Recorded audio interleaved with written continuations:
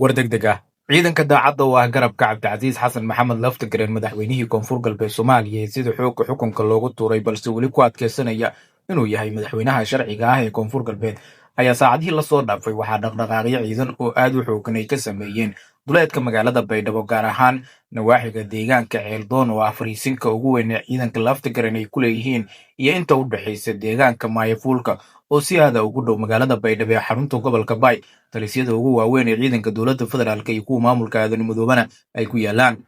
dhaqdhaqaaqan ciidan ee ciidanka laftagareen ay ka sameeyeen duleedka magaalada baydhabo ayaa ila ka agdhow garabka laftagareen waxay noo xaqiijiyeen inay isugu diyaarinayaan duulaan ballaaran oo ay kula wareegaan magaalada baydhabo ee xarunta gobolka baay waxaan kula wadaagi doonaa guud ahaan xaaladihii ugu dambeeyey koonfur galbeed cabsida aadan midoobihii maamulkiisa ka haysata garabka laftagareen iyo sidoo kale suurtagalnimada in laftagareen uu dib ula wareego gacan ku haynta koonfur galbeed iyo guud ahaanba magaalada baydhabo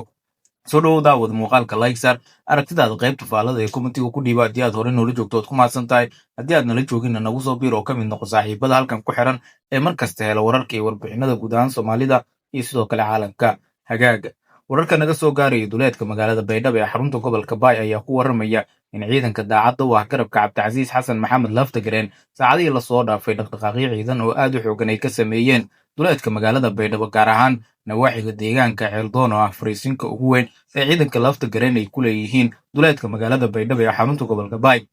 dhaqdhaqaaqan ciidan ayaa lagu sheegay in ciidanka laftagareen isugu diyaarinayaan duulaanka madambaysa oo ballaaran oo ay ku qaadaan magaalada baydhabo ee xarunta gobolka baay oo bilihii lasoo dhaafay gacanta ku hayeen maamulka aadan midoobe iyo ciidanka dowladda federaalk soomaaliya ciidanka laftagareen oo waayadan dambe aan wax weerara ku qaadin magaalada baydhabo islamarkaana sidii looga bartay weerarada habeenkii ay ku qaadi jireen magaalada baydhabo ee xarunta gobolka baay gebi ahaanba meesha ka saaray ayay xuguhu tilmaamayaan in hadda ay dib u soo celin rabaan weeraradii ku dhufo ka dhaqaaqda ee magaalada baydhabo ay ku qaadi jireen kaasoo ujeedkiisu uu ahaa inay ku daaliyaan ciidanka dowladda federaalk iyo sidoo kale kuwa maamulka aadan midoobe islamarkaana ugu dambeyn ay ku qasbanaadaan ciidanka dowladdu inay isaga baxaan dagaalka iyo difaaca magaalada baydhabo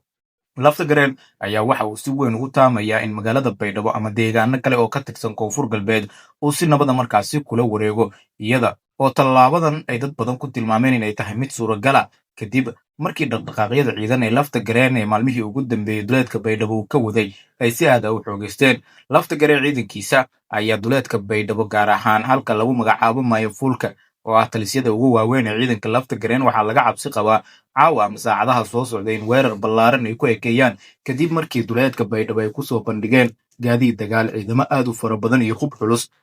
taasoo ay sheegeen inay isugu diyaarinayaan sidii ay dib ugu xorayn lahaayeen koonfur galbeed soomaaliya oo ay kusoo duuleen maleeshiyaad ay ugu yeereen salbalaar oo soo dirsaday xasan sheekh maxamuud madaxweynaha waqtigiisu dhammaaday ee soomaaliya laftagareen ayaa weli waxa uu isagu ku adkeysanayaa isagii saaxiibadiisa inay yihiin maamulka sharciga ah ee koonfur galbeed soomaaliya ka jira islamarkaana ciidamada duleedka baydhabo ku sugan ay yihiin ciidamada sharciga ah ee dowlad goboleedka taas ay ku tilmaameen inay tahay mid markaasi koonfur galbeed ay dib ugu xoreyn doonaan maalmaha soo aadan laftagareen muddooyinkii ugu dambeeyey waxa uu dhaqdhaqaaqyo diblomaasiyadeed ka waday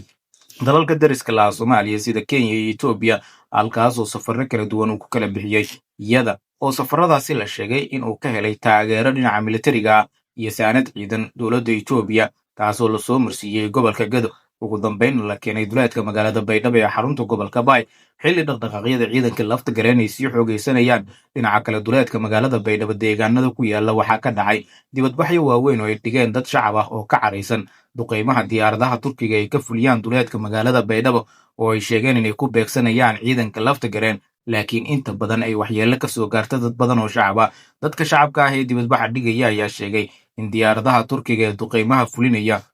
ay iyagu markaasi si ku talagala u beegsadaan islamarkaana dad badan oo shacab ay waxyeello ka soo gaartay dhimashadii dhaawac isugu jirta xoolo badanna ay ku baabi'een duqaymaha turkiga uu ka fuliyo duleedka baydhabo ayaa inta badan waxaa lagu eedeeyaa in dad shacab ah ay khasaaro ka soo gaaraan islamarkaana xoolo badan ay ka baabi'iyaan dadka shacabka ah ciidanka laftagareen waxa ay sheegeen in iyagu markasta ay diyaar u yihiin